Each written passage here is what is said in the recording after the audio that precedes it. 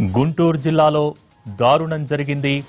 ఓ చిన్నారిపై దాడి చేశాడు ఓ యువకుడు. రోడ్డుపై ఆడుకుంటున్న చిన్నారి గొంతు కోసి ఆ యువకుడు పరారయ్యాడు. రోడ్డుపై ఆడుకుంటున్న చిన్నారి గొంతు కోసిన యువకుడు ప్రస్తుతం ఈ ఘటన కలకలం సృష్టిస్తోంది. చిన్నారి తల్లి డబ్బులు ఇవ్వలేదంటూ చిన్నారిపై యువకుడు దాడి చేసినట్టుగా తెలుస్తోంది. ప్రస్తుతం ఆ చిన్నారి ఆసుపత్రిలో చికిత్స పొందుతున్నట్టు సమాచారం.